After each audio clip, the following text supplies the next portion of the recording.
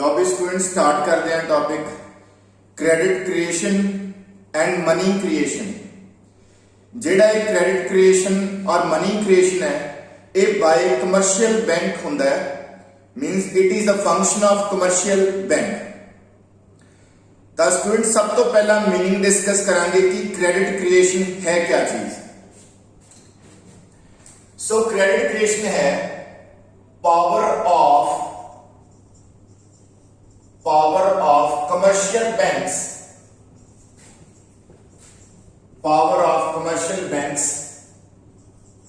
to expand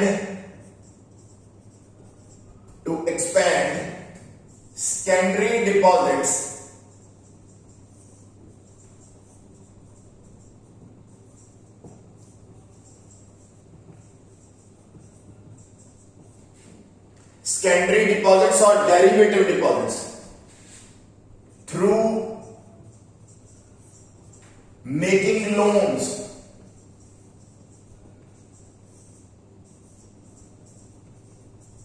ठीक है जी। सो ये है जी एक सिंपल जी डेफिनेशन क्रेडिट क्रिएशन दी कि it is power of commercial banks to expand secondary deposits जिन्होंने ਅਸੀਂ डेरिवेटिव डिपॉजिट्स भी बोलते हैं थ्रू मेकिंग लोन्स। यानी कि क्रेडिट क्रिएशन के प्रोसेस की होगा आप प्रोसेस होता है loan creates deposits and deposits create loans। ठीक है जी स्टूडेंट्स, यानी किस तरह होगा सिस्टम कि जिमें मान लो सपोज कमर्शियल बैंक लोन दिंदी है, वो लोन अगे डिपॉजिट क्रिएट करता है और वो डिपॉजिट फिर लोन लिए यूज होता है, फिर वो लोन डिपॉजिट क्रिएट करता है एंड सो ऑन। ये प्रोसेस इस तरह चलता है। यदि पूरी डिटेल्ड इंफॉर्मेशन और डिस्कशन आप करांगे। ठीक है जी, डेफिनेशन करने तो बाद स्टूडेंट्स, ठीक है जी, जिवें नोटिस हो गया उस तो बाद ਆਪਾਂ ਤੁਹਾਨੂੰ ਇਹ ਦਸੀਏ ਕਿ ਪ੍ਰਾਇਮਰੀ ਡਿਪੋਜ਼ਿਟਸ ਕਿਆ ਹੁੰਦੇ ਨੇ, ਸੈਕੰਡਰੀ ਡਿਪੋਜ਼ਿਟਸ ਕਿਆ ਹੁੰਦੇ ਨੇ ਔਰ ਜਿਹੜੀਆਂ ਟਰਮਸ ਯੂਜ਼ ਹੋਣੀਆਂ ਨੇ। ਦੇਖੋ ਵੀ ਸਭ ਤੋਂ ਪਹਿਲਾ ਸਟੂਡੈਂਟ ਟਰਮ ਯੂਜ਼ ਹੋਣੀ ਹੈ primary deposits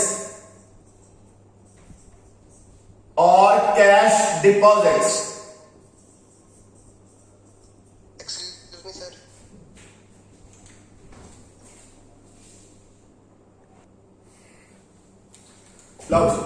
so primary deposits और कैश डिपॉजिट्स, यानी कि प्राइमरी डिपॉजिट्स ਨੂੰ ਆਪਾਂ कैश डिपॉजिट्स भी बोल सकते हैं। एक का ये कांसेप्ट है, एक कांसेप्ट बिल्कुल सिंपल है।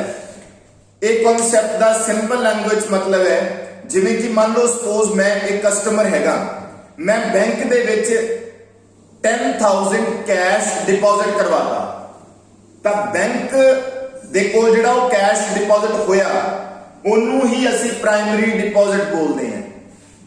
ਯਾਨੀ ਕਿ ਜਦੋਂ ਵੀ ਬੈਂਕ ਦੇ ਵਿੱਚ ਕੋਈ ਕੈਸ਼ ਜਮ੍ਹਾਂ ਕਰਾਉਂਦਾ ਹੈ, ਜਿਹੜਾ ਉਹ ਕੈਸ਼ ਜਮ੍ਹਾਂ ਹੁੰਦਾ ਬੈਂਕ ਦੇ ਵਿੱਚ, ਬੈਂਕ ਦੇ ਲਈ ਉਹ ਪ੍ਰਾਇਮਰੀ ਡਿਪੋਜ਼ਿਟ ਹੈ। ठीक है जी, तो उस तो बाद स्टूडेंट्स एक आंदा है secondary deposit.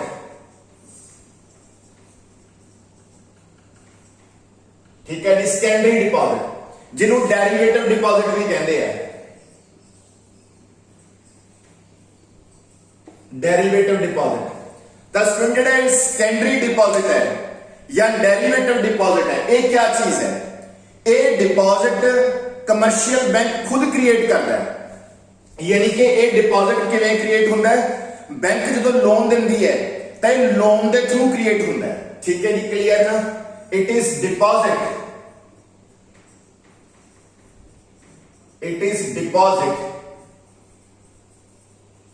Created through process of making loans ठीक है जी। So it is deposit created through process of making loans. ਜਦੋਂ ਲੋਨ ਕ੍ਰੀਏਟ ਹੁੰਦੇ ਆ ਇਹ ਡਿਪੋਜ਼ਿਟ ਉਦੋਂ ਕ੍ਰੀਏਟ ਹੋਏਗਾ ਨੋ ਡਾਊਟ ਜਦੋਂ ਮੈਂ ਤੁਹਾਨੂੰ ਵਿਦ ਐਗਜ਼ਾਮਪਲ ਕ੍ਰੈਡਿਟ ਕ੍ਰੀਏਸ਼ਨ ਦਾ ਪ੍ਰੋਸੈਸ ਸਮਝਾਉਂਗਾ ਤੁਹਾਨੂੰ ਇਹ ਟਰਮ ਕਲੈਰਿਟੀ ਹੋ ਜਾਏਗੀ। ਇਹ ਈਜ਼ੀ ਟਰਮ ਹੈ, ਕੋਈ ਟੈਨਸ਼ਨ ਲੈਣ ਦੀ ਜ਼ਰੂਰਤ ਨਹੀਂ ਹੈ, ਠੀਕ ਹੈ ਜੀ। ਉਸ ਤੋਂ ਬਾਅਦ ਸਟੂਡੈਂਟਸ ਇਹ ਦੋ ਕਨਸੈਪਟ ਹੋ ਗਏ, ਪ੍ਰਾਇਮਰੀ ਡਿਪੋਜ਼ਿਟ, ਸੈਕੰਡਰੀ ਡਿਪੋਜ਼ਿਟ, ਠੀਕ। ਉਸ ਤੋਂ ਬਾਅਦ एक कॉन्सेप्ट है students that is called LRR, ठीक है, जिसको ਅਸੀਂ बोलते हैं legal reserve ratio,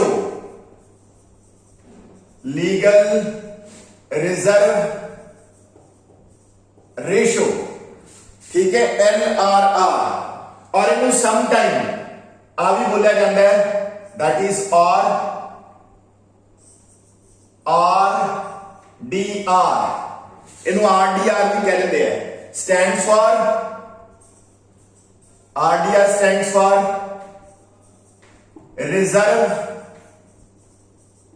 deposit ratio। ਤਾਂ स्टूडेंट से लीगल रिजर्व रेशो या RDR मतलब कि रिजर्व डिपॉजिट रेशो है क्या? ਤਾਂ सिंपल लैंग्वेज में ਤੁਹਾਨੂੰ समझाने की कोशिश करूंगा। मान लो सपोज स्टूडेंट जेडी थोड़ी कमर्शियल बैंक है, जेडी थोड़ी कमर्शियल बैंक है, ओदे कोल जो डिपॉजिट आया वो सपोज 1 या 10,000 का डिपॉजिट आया, ठीक है जी। वो इस 10,000 के डिपॉजिट दे विचों किस किस चीज नु मेंटेन करेगी? ओने इस दे विचों CRR नु भी मेंटेन करना है, ओने इस दे विचों SLR को भी मेंटेन करना है, ओके।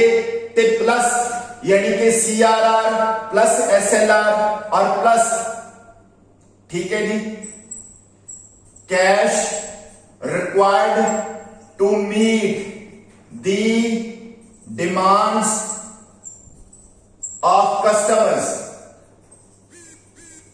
ਉਹਦੇ ਕੋਲੇ ਬੈਂਕ ਕੋਲੇ ਕਸਟਮਰਸ ਵੀ ਆਉਣਗੇ, ਉਹਨਾਂ ਦੇ ਲਈ ਵੀ ਉਹਨੇ ਕੀ ਰੱਖਣਾ ਹੈਗਾ, ਆਪਣੇ ਕੋਲੇ ਥੋੜਾ ਬਹੁਤਾ ਕੈਸ਼ ਰੱਖਣਾ ਹੈ, ਠੀਕ ਹੈ।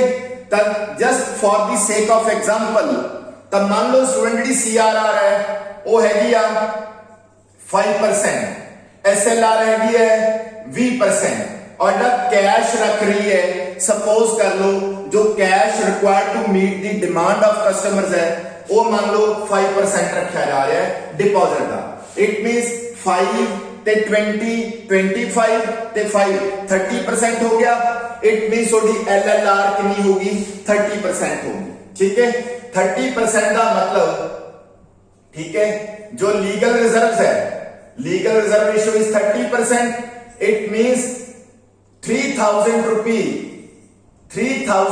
रुपी आउट ऑफ 10,000 बैंक ਨੂੰ ਆਪਣੇ ਕੋਲੇ ਕੀ ਰੱਖਣਾ ਪਏਗਾ, ਐਜ਼ ਅ ਰਿਜ਼ਰਵ ਰੱਖਣਾ ਪਏਗਾ, ਠੀਕ ਹੈ ਜੀ।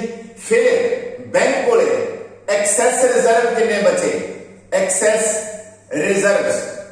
ਸੋ ਐਕਸੈਸ ਰਿਜ਼ਰਵਸ ਕੀ ਹੁੰਦੇ ਨੇ, ਜਿੰਨੇ ਬੈਂਕ ਕੋਲੇ ਡਿਪੋਜ਼ਿਟਸ ਨੇ, ਜਿੰਨੇ ਬੈਂਕ ਕੋਲੇ ਡਿਪੋਜ਼ਿਟਸ ਨੇ ਉਹਨਾਂ ਚੋਂ ਮਾਈਨਸ ਕਰ ਦੋ जो, ठीक है, लीगल रिक्वायर्ड रिजर्व्स ने, यानी कि जो बैंक ਨੂੰ ਲੀਗਲੀ ਆਪਣੇ ਕੋਲ ਰੱਖਣੇ ਪੈਣਗੇ, ਜਿਹਨੂੰ ਮੈਂ RDR ਵੀ ਬੋਲ ਰਿਹਾ, ਰਿਜ਼ਰਵ ਡਿਪੋਜ਼ਿਟ, ਜਿਹੜੇ ਆਪਣੇ ਕੋਲ ਰਿਜ਼ਰਵ ਰੱਖਣੇ ਪੈਣਗੇ। ਆਪਣੀ ਐਗਜ਼ਾਮਪਲ ਦੇ ਵਿੱਚ ਜਿਹੜੀ LLR ਹੈ, ਸੌਰੀ LRR, ਜੋ LRR ਹੈ ਲੀਗਲ ਰਿਜ਼ਰਵ ਰੇਸ਼ੋ, ਜਾਂ ਜਿਹਨੂੰ ਅਸੀਂ ਰਿਜ਼ਰਵ ਡਿਪੋਜ਼ਿਟ ਰੇਸ਼ੋ ਵੀ ਬੋਲ ਸਕਦੇ ਹਾਂ, यानी कि वेरी सिंपल लैंग्वेज कि बैंक ਨੂੰ ਆਪਣੇ ਕੋਲ ਜਿਹੜੇ ਡਿਪੋਜ਼ਿਟ ਆਏ ਹੈ ਉਹਦਾ ਕੁਝ percentage to maintain CRR, to maintain SLR and cash required to meet the demands of customer ਦੀ ਫਾਰਮ 'ਚ ਰੱਖਣਾ ਪੈਂਦਾ ਹੈ।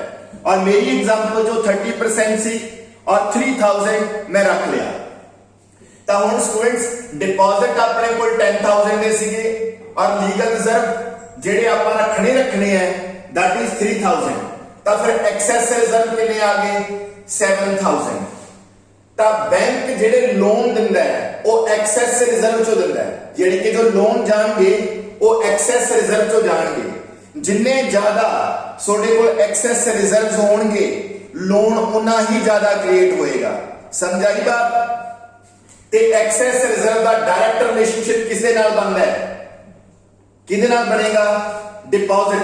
ਜਿੰਨੇ ਬੈਂਕ ਕੋਲੇ ਡਿਪੋਜ਼ਿਟ ਜ਼ਿਆਦਾ ਹੋਣਗੇ ਉਨਾ ਐਕਸੈਸ ਰਿਜ਼ਰਵ ਹੋ ਸਕਦਾ ਹੈ। ਅਗਰ ਲੀਗਲ ਰਿਜ਼ਰਵ ਜਿਹੜੀ ਆ ਉਹ ਕਾਂਸਟੈਂਟ ਰਹਿੰਦੀ ਹੈ। ਇਹ ਦੇਖੋ ਜੀ ਕਿਵੇਂ, एग्जाम्पल के तौर पर देखो इतने अपने को एक्सेस रिजर्व्स ने, ठीक है, नहीं क्लियर? क्योंकि बैंक ने लोन एक्सेस रिजर्व जो क्रिएट करते हैं और एक्सेस रिजर्व जो बैंक को डिपॉजिट्स ने, खास तौर पे प्राइमरी डिपॉजिट जो कैश है, जो प्राइमरी डिपॉजिट है वो जो की माइनस करना है legal required reserves.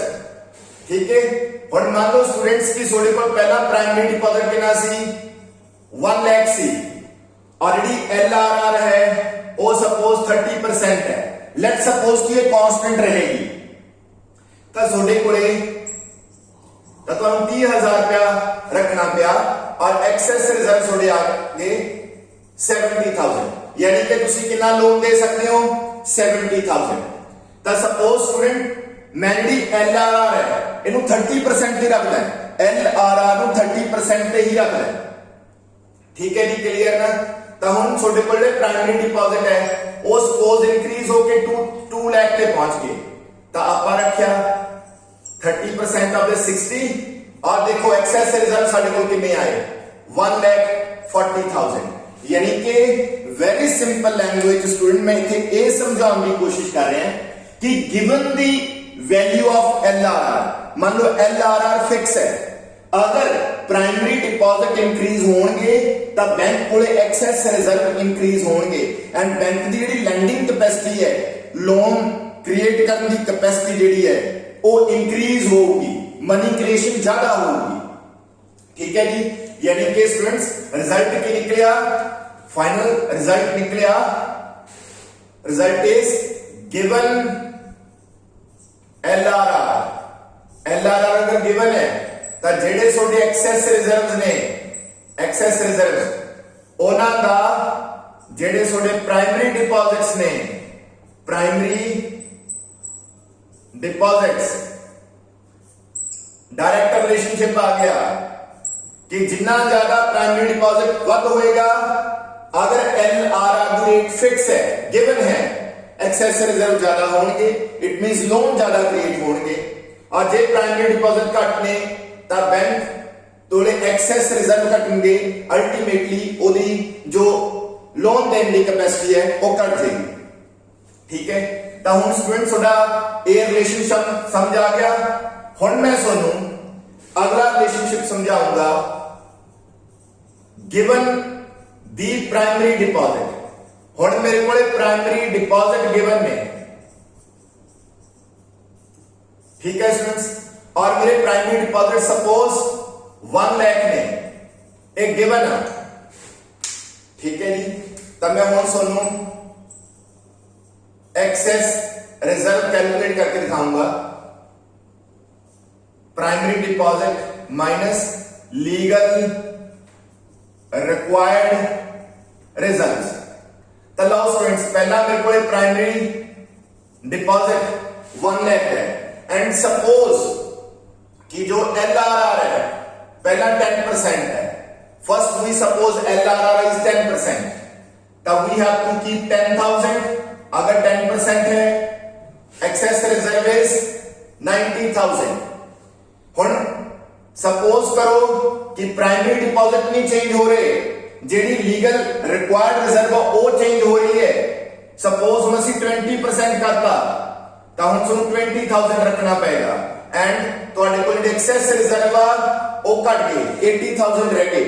Now bank can create credit और क्रिएट लोन्स ओनली 80,000, यानी कि रिजल्ट स्टूडेंट क्या निकलिया, रिजल्ट ये निकलिया कि अगर छोटी प्राइमरी डिपॉजिट दी वैल्यू गिवन है, ठीक है, यानी कि एक्सेस रिजर्व्स ते जेडी सोडी LRR है ਇਹਨਾਂ 'ਚ ਕਿਹੜਾ ਰਿਲੇਸ਼ਨਸ਼ਿਪ ਆ ਗਿਆ? ਆਪੋਜ਼ਿਟ, ਕਿ ਜਦੋਂ LRR ਇੰਕਰੀਜ਼ ਹੋ ਰਹੀ ਹੈ ਤਾਂ ਐਕਸੈਸ ਰਿਜ਼ਰਵ ਜਿਹੜੇ ਆ ਉਹ ਡਿਕਰੀਜ਼ ਹੋ ਰਹੇ। ਇਹ ਇੰਕਰੀਜ਼ ਤਾਂ ਇਹ ਡਿਕਰੀਜ਼, ਇਹ ਡਿਕਰੀਜ਼ ਤਾਂ ਇਹ ਇੰਕਰੀਜ਼। ਅਗਰ ਪ੍ਰਾਇਮਰੀ ਡਿਪੋਜ਼ਿਟ ਫਿਕਸ ਨੇ ਤਾਂ ਹੁਣ ਸਟੂਡੈਂਟਸ ਨੂੰ ਇਹ ਸਾਰਾ ਕਲੈਰਿਟੀ ਹੋ ਗਈ ਹੋਏਗੀ। ਠੀਕ ਹੈ ਜੀ, ਚਲੋ ਤਾਂ ਹੁਣ ਸਟੂਡੈਂਟ ਤੁਹਾਨੂੰ ਇਹ ਤਾਂ ਪਤਾ ਚੱਲ ਗਿਆ ਕਿ ਬਈ ਜਿਹੜਾ ਲੋਨ ਕ੍ਰੀਏਟ ਹੋਣਾ ਹੈ ਉਹ ਕਿਸ ਚੋਂ ਹੋਣਾ ਹੈ? ਐਕਸੈਸ ਰਿਜ਼ਰਵ ਚੋਂ ਹੋਣਾ ਹੈ। ਐਕਸੈਸ ਰਿਜ਼ਰਵ ਕਿਵੇਂ ਆਇਆ ਉਹ ਤੁਹਾਨੂੰ ਸਭ ਨੂੰ ਪਤਾ ਚੱਲ ਗਿਆ। ਠੀਕ ਹੈ ਜੀ, ਤਾਂ ਹੁਣ ਸਟੂਡੈਂਟ ਇੱਕ ਟਰਮ ਆ ਰਹੀ ਹੈ,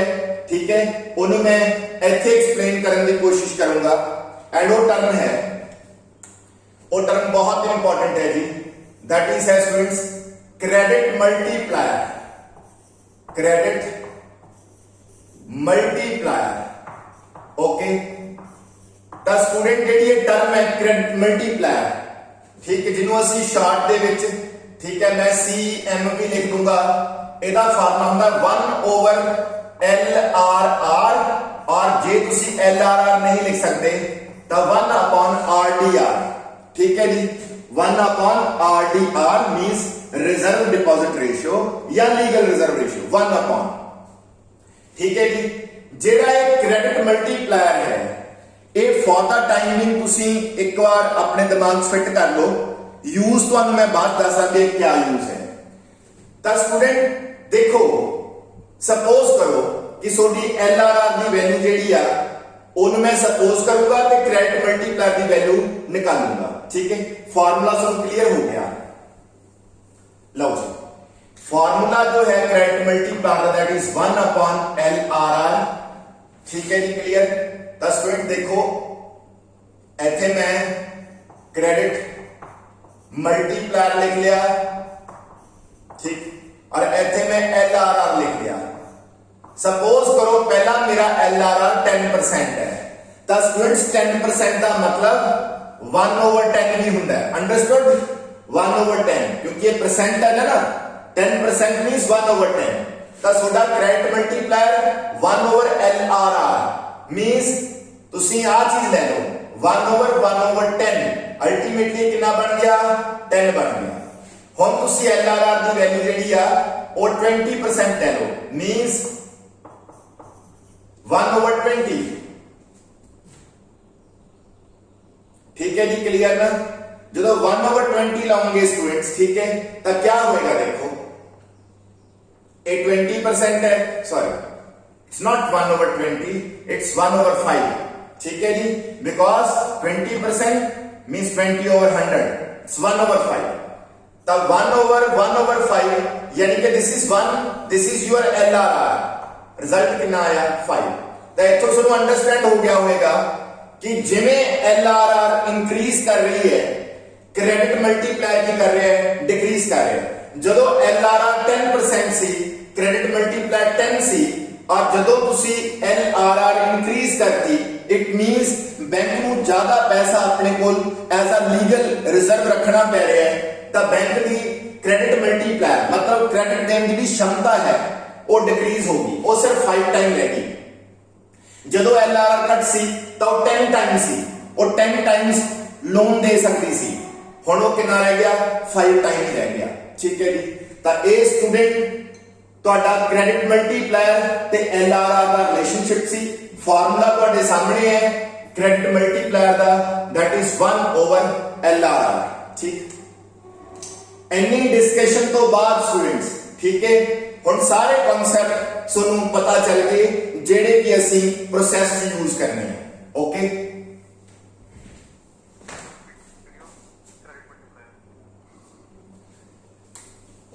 ਲਓ ਵੀ ਸਟੂਡੈਂਟਸ, ਮੈਂ ਤੁਹਾਨੂੰ ਹੁਣ ਕ੍ਰੈਡਿਟ ਕ੍ਰੀਏਸ਼ਨ ਦਾ ਪ੍ਰੋਸੈਸ ਹੈ ਵਿਦ ਐਗਜ਼ਾਮਪਲ ਸਮਝਾਉਣ ਦੀ ਐਫਰਟ ਕਰੂੰਗਾ। ਤਾਂ ਉਹਦੇ ਲਈ ਅਸੀਂ ਵੀ ਆਰ ਸਪੋਜ਼ਿੰਗ ਕਿ ਸਾਡੇ ਕੋਲ ਜਿਹੜੇ ਪ੍ਰਾਇਮਰੀ ਡਿਪੋਜ਼ਿਟ ਨੇ, ਪ੍ਰਾਇਮਰੀ ਡਿਪੋਜ਼ਿਟ ਉਹ ਅਸੀਂ ਲੈ ਰਹੇ ਹਾਂ 1000। ਸਾਡੇ ਕੋਲ ਜਿਹੜੇ ਪ੍ਰਾਇਮਰੀ ਡਿਪੋਜ਼ਿਟ ਨੇ ਉਹ 1000 ਨੇ, and we are supposing LRR 10% means 1/10। ठीक है जी, ਉਸ ਤੋਂ ਬਾਅਦ अल्टीमेटली स्टूडेंट्स जेड़ा थोड़ा करंट मल्टीप्लायर आएगा जिदा फार्मूला 1/LRR है तो 1/10 तो वैल्यू आ गई 10। इट मीन साडा करंट मल्टीप्लायर 10 है। तो हुण स्टूडेंट जी मनी क्रिएशन होगी उसका किवें पता चलता है, उसका फार्मूला मैं इत्थे लिखूंगा टोटल, ठीक है जी, increase in bank deposits, total increase in bank deposits, ठीक है, और मनी क्रिएशन, ठीक है जी, जो वो टोटल डिपॉजिट जेडी इंक्रीज होगी बैंक कोले थ्रू, मतलब नेचुरली बैंक को तो प्राइमरी डिपॉजिट आया सी, सेकेंडरी डिपॉजिट बैंक क्रिएट करेगा लोन देके, तो जी टोटल प्राइमरी प्लस जेडे सेकेंडरी डिपॉजिट्स उन्होंने असं टोटल बैंक डिपॉजिट्स बोल रहे हैं हम इतने, प्राइमरी प्लस सेकेंडरी, ते उन्होंने सिंपल लैंग्वेज मनी क्रिएशन भी कह देंगे हैं भी कितनी मनी क्रिएशन हुई, ओदा पता लगेगा सोनू कि जिन्ना सोडे को प्राइमरी डिपॉजिट आया सी, डेल्टा पीडी मतलब कि तुसी कितना प्राइमरी डिपॉजिट ऐड किया। लेट सपोज बैंक को पहला कुछ नहीं सी, जीरो सीगा, किसी बंदे ने आके बैंक 1000 रुपया जमा कराया तो ओदा जो प्राइमरी डिपॉजिट का इंक्रीज है दैट इज 1000, मींस पहला बैंक को कुछ नहीं सीगा, हुण कितना आ गया 1000 आ गया, इट मींस डेल्टा पीडी की वैल्यू कितनी होगी प्राइमरी डिपॉजिट की 1000। तो हुण total increase in bank deposit है यानी कि मनी क्रिएशन है वो किवें आएगी, जेड़ा सोडा प्राइमरी डिपॉजिट है इनू मल्टीप्लाई करना होएगा क्रेडिट मल्टीप्लायर नाल, ठीक है जी। यानी कि फॉर एग्जांपल अगर सोडे को प्राइमरी डिपॉजिट 1000 दे ने 1000 दे क्रेडिट मल्टीप्लायर की वैल्यू 10 है तो सोडे को टोटल डिपॉजिट जेडे आउणगे वो 10000 दे आ जाणगे, ठीक है जी। और 10000 के विचों 1000 का प्राइमरी डिपॉजिट है, तेरे 9000 के डिपॉजिट कितों आ गए, वो बैंक ने लोन देके क्रिएट कर ले, it means 1000 is primary deposit, ठीक है, आउट ऑफ 10000 एंड 9000 क्या हो गया सेकेंडरी डिपॉजिट, ठीक है। तो ये सारा प्रोसेस स्टूडेंट किवें चलता है ओदे लई सुनो एक टेबल के थ्रू समझाऊंगा, अजम्पशन मेरी यही रहेगी, ठीक है। और ये जदों भी मैं समझाऊंगा जी तो एक गल का ख्याल रखियो, मैं बहुत एक कुछ एवं अजम्पशंस लेके चलूंगा जिन्हों तुसी फॉलो ही करना है, तो प्लीज ओदा तुसी रियलिटी दे नाल कंपैरिजन नहीं करना, बिकॉज रियलिटी बहुत कुछ होता है, असी उन्होंने सिंपलीफाई कर रहे हैं रियलिटी को सिंपलीफाई करने के लिए वी आर सपोजिंग कि बैंक जदों भी किसी को लोन देगा वी आर जस्ट सपोजिंग ते तुसी ये सपोजिशन लेके चलनी है, चाहे रियलिटी जो मर्जी कुछ हो, वी आर जस्ट सपोजिंग कि जदों बैंक किसी को लोन देगा जेड़ा वो लोन जाएगा वो चेक दी फॉर्म जाएगा, वो चेक दी फॉर्म च जाएगा और बंदे को चेक चला जाएगा और जेड़ा वो बंदा अगे ट्रांजैक्शंस करेगा वो सारियां चेक राही ही करूगा, जिन्हों लोन गया है उन्होंने चेक के थ्रू लोन जाऊगा और उस बंदे जिन्होंने लोन गया है उन्होंने कैश विदड्रॉ करने की परमिशन नहीं होएगी, प्लीज जिन्हों लोन गया होगा वी आर जस्ट सपोजिंग, और जो पेमेंट करेगा चेक राही करेगा। Again I am telling you कि जिसनों लोन जाएगा बैंक उन्होंने चेक देगी, ठीक है, चेक देगी और जेडे बंदे लोन गया है वो जो भी पेमेंट करेगा वो चेक राही ही करेगा, बस इन्नी गल ध्यान रखनी है, ठीक। उस तो बाद बाकी तुसी समझने की कोशिश करो, सारा समझ आ जाएगा। लो ये राउंड्स ने स्टूडेंट्स इतने राउंड्स लिखांगे और राउंड्स ने, ठीक है जी, इतने सोडे डिपॉजिट्स ने, इतने जी सोडे रिक्वायर्ड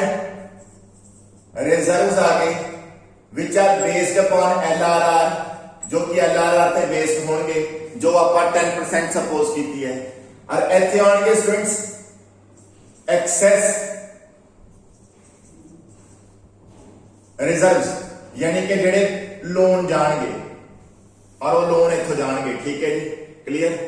ਆ ਲਓ ਜੀ, ਆ ਸਾਰਾ ਕੁਝ ਸਿਸਟਮ ਹੈਗਾ। ਕੇਅਰਫੁਲੀ ਸਮਝਣ ਦੀ ਕੋਸ਼ਿਸ਼ ਕਰਨੀ ਹੈ ਜੀ, ਬੜੇ ਆਰਾਮ ਦੇ ਨਾਲ।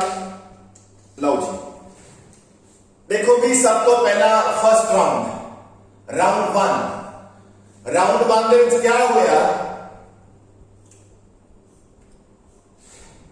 ਰਾਉਂਡ 1 ਦੇ ਵਿੱਚ ਕੀ ਹੋਇਆ? ਪ੍ਰਾਇਮਰੀ ਡਿਪੋਜ਼ਿਟ ਆਇਆ 1000 ਦਾ। ठीक है जी, और बैंक ने लीगल रिजर्व रख लिया उस डिपॉजिट का, दैट इज 10%, यानी कि 10% ऑफ 1000 इज 100। तब बैंक को एक्सेस रिजर्व कितने दे बचे? 900 दे। बैंक मैक्सिमम लोन कितना दे सकती है? 900। तो असि मैक्सिमम ते चलना सारा काम वही। ठीक है जी, क्लियर ना? वी अज्यूम कि ये सारा लोन जाएगा। ठीक है, क्योंकि ऐसा जी हुण असीं कोई अजम्पशन एवज कोई होर लै नहीं सकते। वी आर सपोजिंग कि सारा लोन जाएगा, क्योंकि असीं परफेक्ट फंक्शनिंग दिखानी है, मैक्सिमम। लो जी, सारा लोन चला गया। इत्थे गल ध्यान नाल समझो स्टूडेंट्स, देखो की होया? लोन लिया ए ने, ए बंदे को लोन गया, किन्ने दा लोन गया? 900 दा। ਇਹਦੇ ਕੋਲ ਕੀ ਪਹੁੰਚ ਗਿਆ? ਚੈੱਕ ਪਹੁੰਚ ਗਿਆ 900 ਦਾ। ਇਹ ਬੰਦੇ ਕੋਲੇ 900 ਦਾ ਚੈੱਕ ਪਹੁੰਚ ਗਿਆ।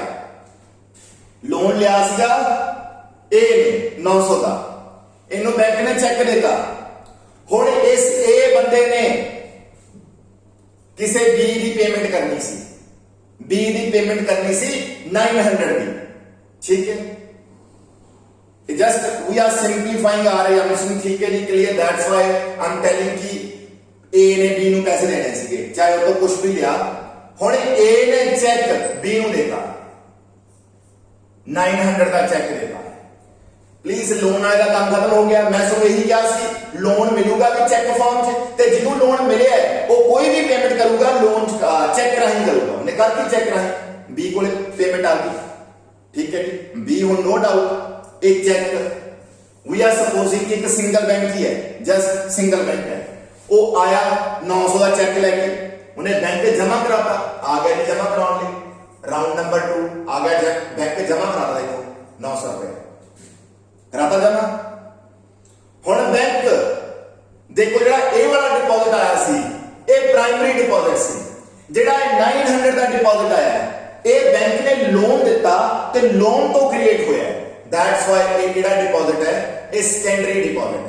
ठीक है, देखो जे बैंक लोन ना दिंदी इकोनॉमी से पैसे जाने नहीं सी, डिपॉजिट नहीं क्रिएट होना सी। बैंक ने लोन दिता, लोन ने डिपॉजिट क्रिएट किया और डिपॉजिट इत्थे पहुंच गया एज अ सेकेंडरी डिपॉजिट। हुण नेचुरली है कि बी का डिपॉजिटर है, तब बैंक अपनी ਉਹੀ LRR मेंटेन करूगी इस डिपॉजिट पे। ठीक है जी, 90 रुपीस की LRR मेंटेन की, लीगल रिजर्व रखे 90 दे, फिर एक्सेस दे विच किन्ने बच गए? 810, 810। हुण बैंक की करूगी? 810 दा फिर किसी ने लोन दऊगी। लाओ जी, सी नूं देता लोन, चेक देता, लोन चला गया सी नूं 810 दा। 810 ਦਾ ਜਿਹੜਾ ਲੋਨ ਗਿਆ, ਠੀਕ ਹੈ ਜੀ, ਉਹ ਬੰਦੇ ਨੇ ਪੇਮੈਂਟ ਕਰਤੀ ਡੀ ਨੂੰ, ਡੀ ਕੋਲੇ ਚੈੱਕ ਆ ਗਿਆ 810 ਦਾ। ਹੁਣ ਡੀ ਫਿਰ ਜਾਊਗਾ ਬੈਂਕ ਕੋਲੇ ਆਪਣਾ ਡਿਪੋਜ਼ਿਟ ਲੈ ਕੇ 810, ਇਹ ਫਿਰ ਸੈਕੰਡਰੀ ਡਿਪੋਜ਼ਿਟ ਹੈ। बैंक अगेन की करोगी? ਇਹਦੇ ਮੁਤਾਬਕ LRR मेंटेन करोगी, लीगल रिजर्व रखोगी, दैट इज 81 रुपए। एक्सेस रिजर्व बचे 729। ठीक है जी, क्लियर? फिर जेडे एक्सेस रिजर्व बचे बैंक क्या करोगी? लोन दऊगी किसी ਨੂੰ, ई पर्सन चेक देता 729 रुपए का लोन देता, ई बंदा का एफ दी पेमेंट कर रहा है और चेक 729 रुपए का ਇਹਨੇ ਤਾਂ ਲੋਨ ਲਿਆ ਸੀ, ਇਹਦੇ ਕੋਲੇ ਪਹੁੰਚ ਗਿਆ ਐਜ਼ ਅ ਡਿਪੋਜ਼ਿਟ। ਇਹ ਬੰਦਾ ਫਿਰ ਜਾਊਗਾ, ਠੀਕ ਹੈ ਜੀ, ਔਰ ਇੱਥੇ 10% ਆਫ ਦਿਸ 72.9 और इतने जो भी वैल्यू माइनस करके आएगी, ठीक है। तो हम students as on this way ये प्रोसेस चलता जाएगा, ये राउंड्स चलते जाएंगे, बट अप टू व्हाट, कित्थों तक, ठीक है जी, क्लियर। ए डिपॉजिट 1000, ठीक है, प्राइमरी डिपॉजिट सी, सेकेंडरी 900, फिर 810, फिर 729, ये कित्थों तक जाएंगे और यदि डायरेक्ट कैलकुलेशन भी ਇਹਦਾ टोटल कितना बनेगा वो सानू आ फार्मूला दसेगा। जिन्ना ਤੁਹਾਡਾ प्राइमरी डिपॉजिट है ਉਹਨੂੰ क्रेडिट मल्टीप्लायर ਨਾਲ मल्टीप्लाई कर दो, यू विल गेट कि ਤੁਹਾਡਾ आ सारी सीक्वेंस ਜਿਹੜੀ ਚੱਲੇਗੀ ਇਹਦਾ एंड ਤੇ जाके जोड़ कितना बनेगा, ਤੁਹਾਡਾ टोटल बनेगा जी 10,000। जो भी पॉइंट चले जाएंगे अप टू इन्फिनिटी चलेंगे तो ਉਹਦਾ सम कितना बनेगा 10,000। ਜਿਹੜੇ ਤੁਹਾਡੇ रिक्वायर्ड रिजर्व्स ने 100, ठीक है, 90, 81, इन्हां दा सम बनेगा 1000, ठीक है, ओके, डन भी क्लियर। एक्सेस रिजर्व जो लोन्स हैगे आ या एक्सेस रिजर्व इन्हां टोटल बनेगा 9000, ठीक है जी, क्लियर, ओके, डन। तो स्टूडेंट्स इन दिस वे ਤੁਹਾਡਾ क्रेडिट क्रिएशन काम कर रहा है, ठीक, एंड डिपॉजिट क्रिएट हो जाएंगे ऐसे तक। ਜਿਹੜੇ स्टूडेंट्स ਨੂੰ मैथ आंदा ਉਹ ਮੈਥੋਂ ਅਲੱਗ ਵੀ ਆ ਸਕਦਾ ਹੈ, ਮੈਨੂੰ ਮੈਥਮੈਟਿਕਲੀ ਪ੍ਰੂਫ ਵੀ ਕਰ ਸਕਦਾ ਹੈ ਵਿਦ ਦੀ ਹੈਲਪ ਆਫ ਜਿਹੜੀ ਤੁਹਾਡੀ ਜੀਪੀ ਰੇਸ਼ੋ ਹੁੰਦੀ ਹੈ ਉਹਦੇ ਨਾਲ ਇਹ ਸਾਰੇ ਚੀਜ਼ਾਂ ਪ੍ਰੂਫ ਹੁੰਦੀਆਂ ਨੇ। ਡਨ। ਤਾਂ ਅਲਟੀਮੇਟਲੀ ਸਟੂਡੈਂਟਸ ਤੁਹਾਡੀ ਜਿਹੜੀ ਸੀ ਕ੍ਰੈਡਿਟ ਰੇਸ਼ੋ ਇਨ ਦਿਸ ਵੇ ਚੱਲਦੀ ਹੈ। ਹੁਣ ਜੇ ਸਿੰਪਲ ਲੈਂਗੁਏਜ ਚੱਲੋ ਤਾਂ ਤੁਹਾਡੇ ਕੋਲ ਪ੍ਰਾਇਮਰੀ ਡਿਪੋਜ਼ਿਟ ਸੀ 1000 ਦਾ ਪ੍ਰਾਇਮਰੀ ਡਿਪੋਜ਼ਿਟ ਸੀ, बैंक ने लोन क्रिएट करके डिपॉजिट क्रिएट किए, और डिपॉजिट फिर लोन क्रिएट करते सी, वो सीक्वेंस चलती गई जिस करके बैंक ने 9000 के होर सेकेंडरी डिपॉजिट ऐड कर ले ते बैंक के टोटल डिपॉजिट हो गए 10,000, ठीक है जी, 10,000, clear. In this way economy च मनी क्रिएट होंदी आ ਜਿਹੜੀਆਂ ਕਿ कमर्शियल बैंक क्रिएट करदियां ने, ठीक है जी, क्लियर ना, ओके। ਉਹ ਤੁਹਾਨੂੰ ਸਾਰਾ ਪਤਾ ਚੱਲ ਹੀ ਗਿਆ ਕਿ ਕਿਹੜੀ ਚੀਜ਼ ਇਨਕਰੀਜ਼ ਕਰਨ ਦੇ ਨਾਲ ਕੀ ਹੋ ਜਾਊਗਾ। ਹੁਣ ਮੇਰਾ ਇੱਕ ਸਿੰਪਲ ਜਿਹਾ ਸਵਾਲ ਹੈ, ਇੱਕ ਸਿੰਪਲ ਜਿਹਾ, ਠੀਕ, ਕਿ ਅਗਰ ਮੇਰੀ LRR 10% ਨਾ ਹੋ ਕੇ 20% ਹੁੰਦੀ ਤਾਂ ਕੀ ਹੁੰਦਾ ਕ੍ਰੈਡਿਟ ਮਲਟੀਪਲਾਇਰ? ਸ਼ਾਬਾਸ਼ ਦੱਸੋ ਜੀ। ਤਾਂ ਸਟੂਡੈਂਟਸ ਫਿਰ ਕ੍ਰੈਡਿਟ ਮਲਟੀਪਲਾਇਰ ਜਿਹੜਾ ਹੋਣਾ ਸੀਗਾ, ਠੀਕ ਹੈ ਜੀ, ਕਲੀਅਰ, ਉਹ ਹੋਣਾ ਸੀ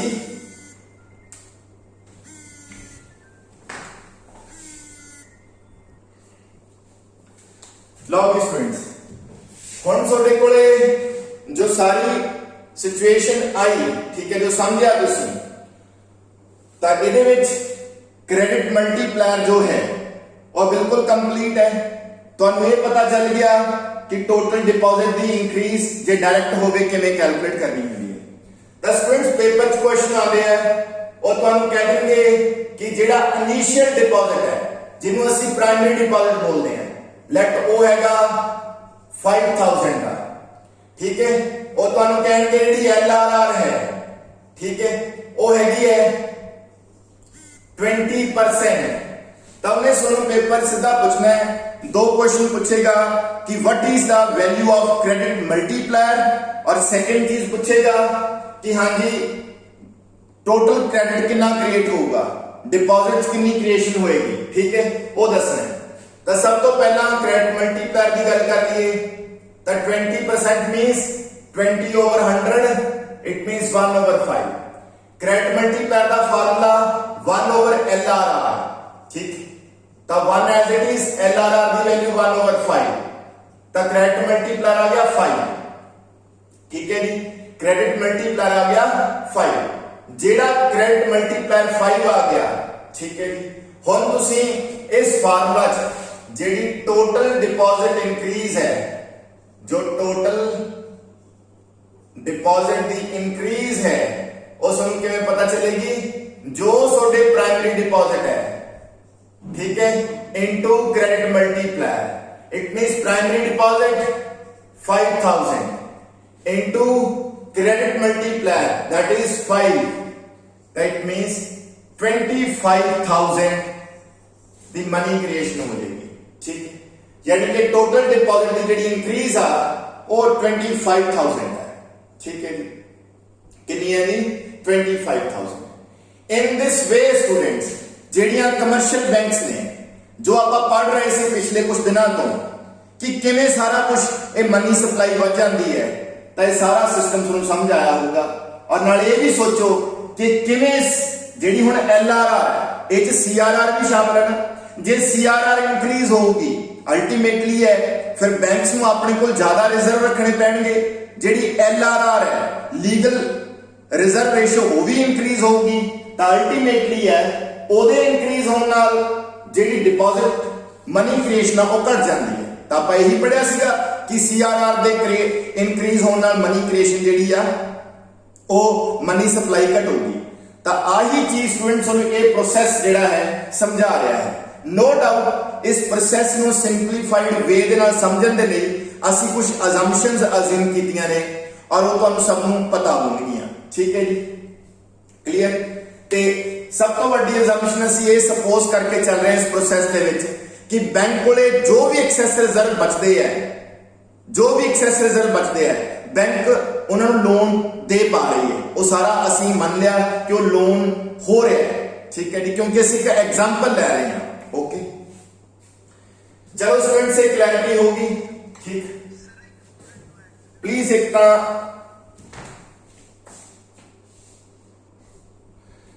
लो दी स्टूडेंट्स हम तुसी फिर ये सीखो एक एग्जांपल। लेट LRR 10% है। ठीक है जी, और जो बैंक को पहला तो डिपॉजिट पे है, जो बैंक को पहला तो डिपॉजिट पे है वैसे पहला थोड़ा पे है वो मान लो 50,000 पे है। ठीक है जी, 50,000 रुपया है ये पिया, ਇਹਦਾ ਕੁਝ ਨਹੀਂ ਕਰਨਾ, ਇਹ ਪਹਿਲਾਂ ਤੋਂ ਹੀ ਡਿਪੋਜ਼ਿਟ ਪਏ ਹੈ। ਠੀਕ ਹੈ, ਜਿਹੜੇ ਟੋਟਲ ਡਿਪੋਜ਼ਿਟ ਹੈ ਉਹ 50,000 ਹੈ। ਸਪੋਜ਼ ਇਹਨਾਂ ਨੂੰ ਇੱਥੇ ਪਏ ਹੈ। ਹੁਣ ਕੀ ਹੋਇਆ ਕਿ ਫਰੈਸ਼ ਪ੍ਰਾਇਮਰੀ ਡਿਪੋਜ਼ਿਟ ਆਇਆ, ਫਰੈਸ਼ ਪ੍ਰਾਇਮਰੀ ਡਿਪੋਜ਼ਿਟ 10,000 ਦਾ। ਠੀਕ ਹੈ ਜੀ, ਕਲੀਅਰ। ਓਕੇ ਡਨ ਵੀ, ਯਾਨੀ ਕਿ ਇੰਨੇ ਨਾਲ ਪ੍ਰਾਇਮਰੀ ਡਿਪੋਜ਼ਿਟ ਇਨਕਰੀਜ਼ ਹੋਈ। This is a increase in primary deposit ਕਿਉਂਕਿ ਬੈਂਕ ਕੋਲੇ ਪਹਿਲਾਂ ਕੁਝ ਨਾ ਕੁਝ ਹੁੰਦਾ ਹੈ। ਤਾਈਓ ਅਸੀਂ ਤੇ ਵਰਡ ਇਨਕਰੀਜ਼ ਯੂਜ਼ ਕਰ ਰਹੇ ਕਿ ਇੰਨੇ ਦੀ ਇਨਕਰੀਜ਼ ਹੋਈ, ਡੈਲਟਾ ਵਰਡ ਮੈਂ ਤਾਂ ਲਾ ਰਹੇ ਹਾਂ। ਠੀਕ, ਤਾਂ 10,000 ਨਾਲ ਪ੍ਰਾਇਮਰੀ ਡਿਪੋਜ਼ਿਟ ਇਨਕਰੀਜ਼ ਹੋਏ। ਠੀਕ ਹੈ ਜੀ, ਤਾਂ ਮਲਟੀਪਲਾਇਰ ਜਿਹੜਾ ਹੈਗਾ ਕਰੰਟ ਮਲਟੀਪਲਾਇਰ ਉਹ 10% ਦੇ ਹਿਸਾਬ ਨਾਲ ਆ ਜਾਏਗਾ 10। ਤਾਂ ਇਟ ਮੀਨਸ ਡੈਲਟਾ TD मतलब कि टोटल डिपॉजिट ਦੇ ਵਿੱਚ ਕਿੰਨੀ ਇੰਕਰੀਜ਼ ਆਏਗੀ ਉਹ ਕਿਵੇਂ ਪਤਾ ਚੱਲੇਗਾ? ਜੋ ਤੁਹਾਡਾ ਪ੍ਰਾਇਮਰੀ ਡਿਪੋਜ਼ਿਟ ਦਾ ਇੰਕਰੀਜ਼ ਹੈ ਉਹਨੂੰ ਕਰਨਾ ਮਲਟੀਪਲਾਈ ਕਰ ਦੋ ਕ੍ਰੈਡਿਟ ਮਲਟੀਪਲਾਇਰ ਨਾਲ। ਇਟ ਮੀਨਸ 10,000 ਇਨਟੂ क्या भी 10,000 इनटू 10 इट मींस कितना बन गया 1 लाख बन गया। सो this is the increase in total deposit. It's not the value of total deposit, it's a increase. ਹੁਣ ਜੇ ਪਹਿਲਾਂ ਦਾ ਟੋਟਲ ਡਿਪੋਜ਼ਿਟ 50,000 ਰੁਪਏ ਹੈ ਤਾਂ ਹੁਣ ਕਿੰਨਾ ਇੰਕਰੀਜ਼ ਹੋ ਗਏ 1 ਲੱਖ ਨਾਲ ਇੰਕਰੀਜ਼ ਹੋ ਗਏ। ਇਟ ਮੀਨਸ ਜਿਹੜੀ ਟੋਟਲ ਵੈਲਿਊ ਹੈ ਐਟ ਪੁਆਇੰਟ ਆਫ ਟਾਈਮ ਉਹ ਕਿੱਥੇ ਪਹੁੰਚ ਗਈ 1,50,000 ਤਾਂ ਇਹ ਐਗਜ਼ਾਮਪਲ ਸਟੂਡੈਂਟਸ ਨੂੰ ਮੈਂ ਆ ਡੈਲਟਾ ਵਰਡ ਸਮਝਾਉਣ ਦੇ ਲਈ ਕੀਤੀ ਸੀ। ਜੋ ਵੀ ਤੁਹਾਡਾ ਇਹ ਫਾਰਮੂਲਾ ਦੱਸੇਗਾ, ਇਹ ਫਾਰਮੂਲਾ ਦੱਸੇਗਾ ਕਿ ਜੋ ਫਰੈਸ਼ ਪ੍ਰਾਇਮਰੀ ਡਿਪੋਜ਼ਿਟ ਆਇਆ ਉਹਨੇ ਕਿੰਨੇ ਦੀ ਮਨੀ ਕਿੰਨੇ ਦੇ ਟੋਟਲ ਡਿਪੋਜ਼ਿਟਸ ਐਡ ਕਰਤੇ। ਠੀਕ ਹੈ ਜੀ, ਜਿਹਨੂੰ ਅਸੀਂ ਮਨੀ ਕ੍ਰੀਏਸ਼ਨ ਕਹਿੰਦੇ ਆ ਔਰ ਕਰੰਟ ਕ੍ਰੀਏਸ਼ਨ ਵੀ ਬੋਲਦੇ ਆ। ਠੀਕ ਹੈ, ਇਸ ਤੋਂ ਬਾਅਦ ਫਰੈਂਡਸ ਆਲਮੋਸਟ ਕੰਮ ਖਤਮ ਹੈ ਤੇ ਇੱਕ ਚੀਜ਼ ਤੁਹਾਨੂੰ ਮੈਂ ਦੱਸਣਾ ਚਾਹਣਾਗਾ, ਥੋੜਾ ਜਿਹਾ ਇਹਨੂੰ ਹੋਰ ਟੈਕਨੀਕਲ ਬਣਾਉਣ ਵਾਸਤੇ ਇੱਕ ਟਰਮ ਇੰਟਰੋਡਿਊਸ ਕਰ ਰਹੇ ਹਾਂ।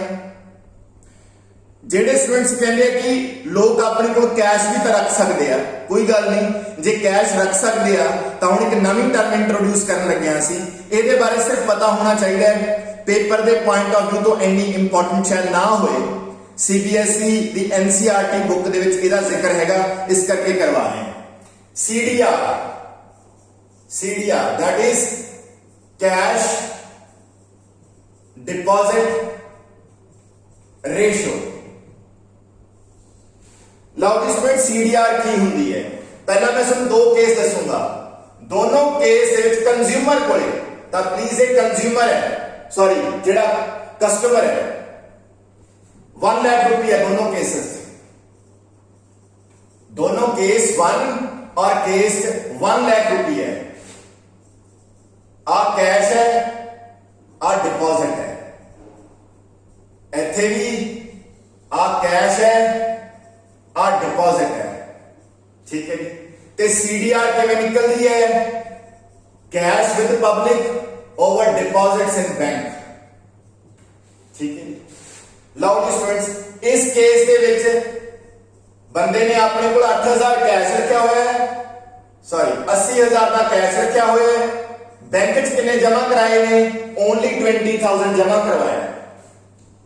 इस केस पर्सन ने 20000 अपने को कैश रखे है और बैंक जमा कराया 80000, ठीक है जी। तो हम CDR कैलकुलेट करोगे ਇੱਥੇ ਵੀ और ਇੱਥੇ ਵੀ, ਤਾਂ CDR ਦਾ ਫਾਰਮੂਲਾ ਕੀ ਆ? Cash over deposit.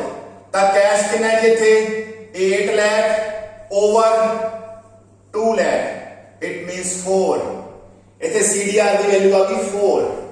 इथे आऊगी कैश इज 20000, डिपॉजिट इज 80000, 1/4, ठीक। तो स्टूडेंट्स CDR किस चीज को डिनोट करती है? CDR डिनोट करती है preference of people to hold money in cash form. देखो इथे CDR ज्यादा ना 4 है, इट मींस इस केस ਦੇ ਵਿੱਚ ਲੋਕਾਂ ਦੀ desired to held money in the form of cash ਜ਼ਿਆਦਾ ਹੈ। ਲੋਕ ਆਪਣੇ ਕੋਲ ਜ਼ਿਆਦਾ ਕੈਸ਼ ਰੱਖਣਾ ਪਸੰਦ ਕਰਦੇ ਆ, ਕੈਸ਼ ਨੂੰ ਪ੍ਰੈਫਰ ਕਰਦੇ ਆ। ਜਦੋਂ CDR 1/4 ਹੋਗੀ, ਡਿਕਰੀਜ਼ ਹੋਗੀ, ਤਾਂ ਉਹ ਦੱਸਦੀ ਹੈ ਕਿ ਲੋਕਾਂ ਦੀ ਪ੍ਰੈਫਰੈਂਸ ਫॉर ਕੈਸ਼ ਘੱਟ ਹੈ, ਠੀਕ ਹੈ। ਤਾਂ ਅਲਟੀਮੇਟਲੀ ਸਟੂਡੈਂਟਸ ਤੁਸੀਂ ਹੁਣ ਇੱਕ ਸਿੰਪਲ ਲੈਂਗੁਏਜ 'ਚ ਸਮਝਣ ਦੀ ਕੋਸ਼ਿਸ਼ ਕਰੋ। ਜੇ CDR ਜ਼ਿਆਦਾ ਹੋਏਗੀ, बैंक च पैसा जमा घट होएगा। जे CDR ज्यादा होगी, बैंक च घट पैसा जमा होगा। जे बैंक च पैसा घट जमा होगा तो जेड़ा सोडा मनी क्रिएशन है, क्योंकि मनी क्रिएशन जेड़ा बैंक च पैसा जमा होगा उहदे नाल हुंदी है। जदों लोग बैंक च पैसा ही नहीं जमा कराउणगे तो मनी क्रिएशन वीक होगी। इस केस च ज्यादा लोग पैसा बैंक जमा करा रहे क्योंकि जेड़ी उन्हां दी हैबिट या प्रेफरेंस है, preference to hold money in the form of cash घट है, घट कैश होल्ड कर रहे हैं, ज्यादा पैसा डिपॉजिट कर रहे हैं। इट मींस बैंक कोले ज्यादा डिपॉजिट जाएगा, बैंक कोले प्राइमरी डिपॉजिट ज्यादा जाएंगे और उहदे नाल जेड़ा मनी क्रिएशन है वो ज्यादा होगा। तो हुण इन नटशेल तुसीं ये समझ गए होंगे सारी कहानी कि अगर सोडी जेड़ी CDR है, ठीक है, कैश डिपॉजिट रेशियो, ठीक है जी, अगर वो हाई है, अगर वो हाई है, लोगों की preference to hold money in the form of cash ज्यादा है, तो जेड़ा साडा क्रेडिट क्रिएशन है, मनी क्रिएशन है, वो वीक होगा, ठीक है जी, क्लियर ना, वो वीक होगा। अगर CDR घट है, लोग ज्यादा पैसा जमा कराते हैं तो ये स्ट्रांग होगा, मतलब मोर होगा, इथे लेस होगा। सो अल्टीमेटली CDR का एक इनवर्स रिलेशनशिप आया, ठीक है, किदे नाल भी? क्रेडिट क्रिएशन दे नाल, ठीक है। हुण लास्ट थोनू अगर मैं CDR को भी शामिल करना होवे तो फार्मूला आ बन जाता है जी, जिन्हों असीं मनी मल्टीप्लायर भी बोल देते हैं, मनी मल्टीप्लायर। लो जी किवें आऊगी money multiplier? Delta M over delta H। आ हाई पावर्ड मनी है स्टूडेंट्स, ठीक है, आ सोडी मनी। तो फार्मूला है 1 minus RDR over RDR plus CDR, ठीक है जी, क्लियर ना? Okay. RDR stands for LRR, required deposit ratio. So this is the formula, ठीक। कोई जरूरत नहीं है करन दी, बट फिर मैं दसता कि NCERT जो काम सीगा किस तरह का CDR का रिलेशनशिप समझाना जरूरी सीगा, ठीक है। बाकी चीज़ां सानूं पता चल गईयां होणगीआं। तो देखो स्टूडेंट्स हुण सानूं सारी क्लैरिटी समझ आउंदी होगी कि किवें सारा कुछ कंट्रोल च हुंदा, किवें CRR SLR अफेक्ट करदे हैं, ठीक। तो एक लास्ट एग्जांपल तो बस आपां काम खत्म करते हैं। और लास्ट एग्जांपल है, मैं सानूं बार-बार एक चीज़ दस रहा, LRR, लीगल रिजर्व रेशियो, जिन्हों असीं RDR भी बोलते हैं, जिहड़ी किहड़ा बैंक नूं अपने कोले कैश रखना पैंदा है, रिजर्व मनी रखनी पैंदी है, तो उन्होंने ਉਹਦੇ ਵਿੱਚ ਬੈਂਕ ਨੇ ਆਪਣੀ CRR, ਆਪਣੀ SLR ਪਲੱਸ ਜੋ ਬੈਂਕ ਨੂੰ ਖੁਦ ਨੂੰ ਕੈਸ਼ ਰਿਕੁਆਇਰਡ ਹੈ to meet demand, to meet public's demand. ਠੀਕ ਹੈ, ਤਾਂ ਹੁਣ ਸਟੂਡੈਂਟਸ ਆਪਾਂ ਕੇਸ ਲੈਣੇ ਆ ਕੇਸ 1 ਹੈ। ਕੇਸ 1 CRR 10% ਹੈ, SLR 20% ਹੈ, और ਜਿਹੜੀ ਆ ਚੀਜ਼ ਹੈ cash to meet the requirement of public ਇਹ 10% ਹੈ। केस 2 CRR कितनी है 20%, SLR 30% है। Let this one is same 10%। इस केस जेडी LRR है बैंक ਨੂੰ ਆਪਣੇ ਕੋਲ ਰੱਖਣਾ ਪਏਗਾ 40% और इस केस रखना पड़ेगा 60%। ਤਾਂ ਤੁਹਾਨੂੰ ਪਤਾ ਚੱਲ ਗਿਆ इस केस में CRR ਤੇ SLR इंक्रीज की ਜਦੋਂ ਉਹ इंक्रीज हो जाएंगे LRR इंक्रीज होगी, यानी कि कोई देखो बैंक्स ਨੂੰ ਅਲਟੀਮੇਟਲੀ ਜ਼ਿਆਦਾ ਪੈਸਾ ਆਪਣੇ ਕੋਲ ਹੋਲਡ ਰੱਖਣਾ ਪਊਗਾ, ਉਹਨੂੰ ਲੋਨ ਦੇ ਤੌਰ ਤੇ ਯੂਜ਼ ਨਹੀਂ ਕਰ ਸਕਦੀ, ਤਾਂ ਉਹਦੀ ਜਿਹੜੀ ਕ੍ਰੈਡਿਟ ਕ੍ਰੀਏਸ਼ਨ ਕਰਨ ਦੀ ਜਿਹੜੀ ਪਾਵਰ ਹੈ ਉਹ ਘਟ ਜਾਂਦੀ ਹੈ। ਤਾਂ ਇੱਥੇ ਸਟੂਡੈਂਟ ਇਹ ਓਵਰ ਹੈ ਕ੍ਰੈਡਿਟ ਕ੍ਰੀਏਸ਼ਨ ਤੁਹਾਡੇ +2 ਲੈਵਲ ਤੱਕ ਦਾ। ਠੀਕ ਹੈ ਜੀ।